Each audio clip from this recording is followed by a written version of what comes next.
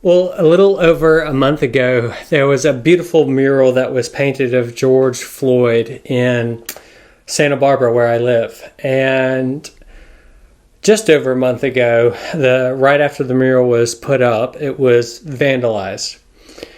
There was a statement that was spray painted over it that said, "All lives matter." I want us to think about that word for a bit, all. The Apostle Paul uses the word all over 70 times in his letter to the Romans.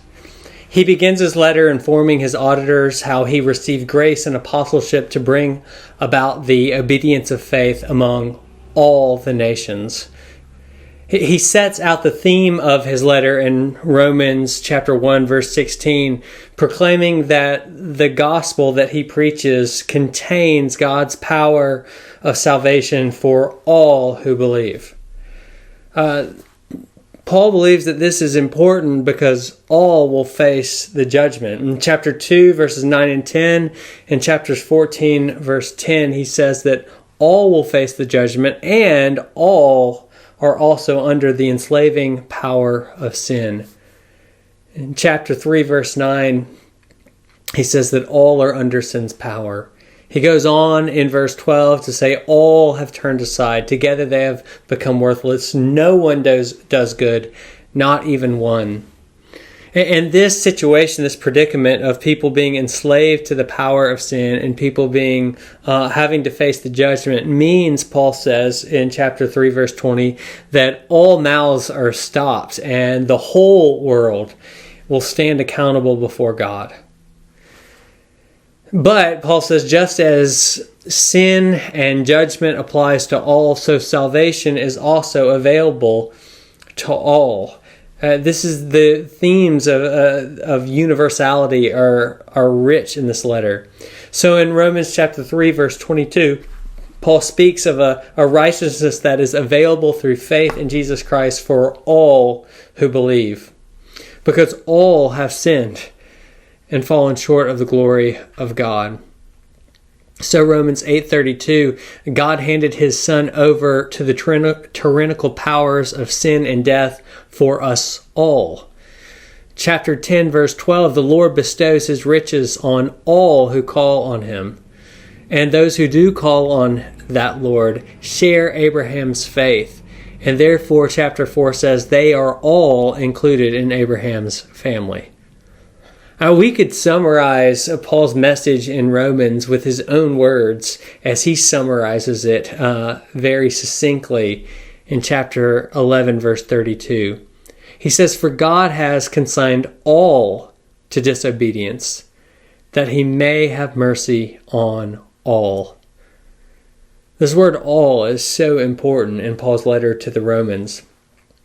And Paul's at pains to point out that the message that he is bringing to Rome is universal. But Paul knows something. Paul knows something about human nature. He's not ignorant about the human tendency to try to limit the scope of the all. See, he knows this because he used to do this himself.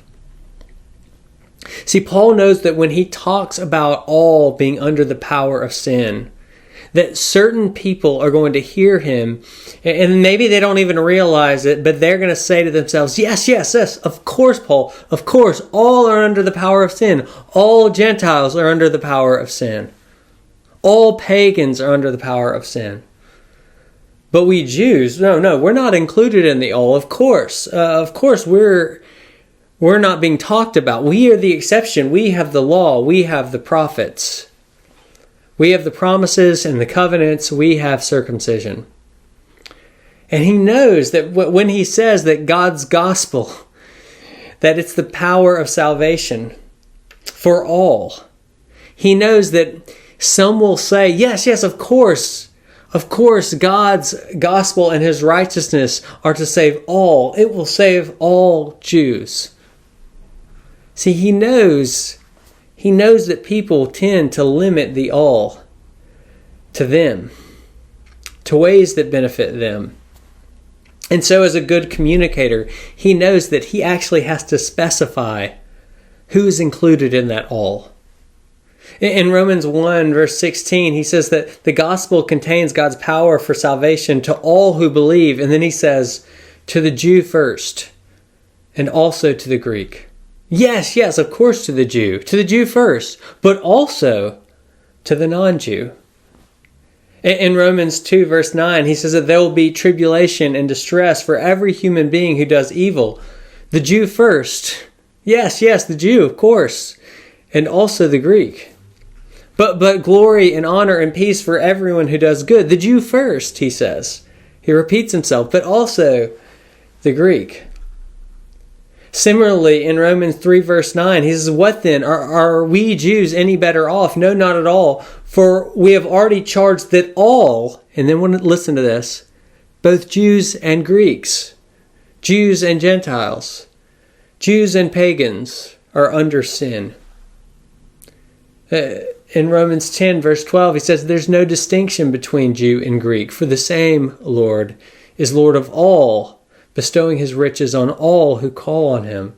But he's already said that this all includes Jew and Greek, and there's no distinction between them. See, Paul knows that in context in which people have historically had a tendency to limit all to a certain group of people, there's the need to specify that all is for an expanded group of people. And that is true in the church no less than outside the church. Paul says, for in one Spirit we were all baptized into the one body, Jews and Greeks, slaves or free. We were all made to drink of the one Spirit. So how would Paul communicate today? Well, I'm not sure. You'd have to ask him.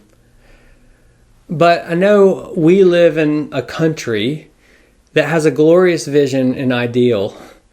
It's stated in the Declaration of Independence. We hold these truths to be self-evident that all men are created equal, that they are endowed by their Creator with certain inalienable rights, and that among these are life, liberty, and the pursuit of happiness. That all men are created equal. And yet, in countless ways, our country has not lived into this vision by limiting the all to the we, by limiting the all to the us, to our kind. All was limited by the 3/5 compromise, by denying black persons voting rights and representation. When in 1920, the 19th Amendment gave women the right to vote, that still did not apply to women of color who were not able to vote until 1965, just 15 years before I was born. The all has been limited by how American theologians came up with this sophisticated theology that distinguished the soul from the body. And they said that while souls were created equal, all souls were created equal, the bodies are not and are distinct. The all was limited through segregation. I mean, I want you to consider this right now. Right now, most people are allowed to take their pets into the same places that a mere 13 years before I was born, black people were not able to enter. I mean, that's astounding. So if we're taking our cue from Paul, how would he speak? Would Paul say all lives matter? I think Paul might say all lives matter. He's pretty indiscriminate with his use of all, and he seems to like to use the word all and to universalize things everywhere. But then he might say something like, all lives matter, especially black lives. Paul would say all lives are eternally valuable. All lives are image bearers of God. Yes, every life. And yes, of course, white lives, but also black lives and handicapped lives and unborn lives. See, these lives too are so valuable in their singular significance that they too must stand before the judgment seat of God. They too must be held accountable for all of their works, because they too have been given the dignity and honor of being created in God's image, having agency before Him, and therefore are responsible for their acts in the world. So valuable are black lives and unborn lives that their sins too were condemned in the flesh of Jesus Christ. So valuable that the two are baptized into the one body, made to drink of the one Spirit, and are endowed with all manner of gifts and graces that the church is diminished for not recognizing. So valuable are these lives also, that they are able to share in the triune life of God, who will not only raise black souls, but also black bodies, and enlist those bodies to reign with Jesus Christ over the whole creation as heirs of God and co-heirs of Jesus Christ. So yes, I think Paul would say all. And then I think that he would specify all the ways in which we have pushed out and excluded certain lives from that all. And he would make sure that we knew that those lives mattered as well. And more than mattered, that they were image of God, that they were valuable, that they were worthy of judgment, and also that they are so beautiful and they are worth so much that the Son of God would spill His own precious blood for those lives as well.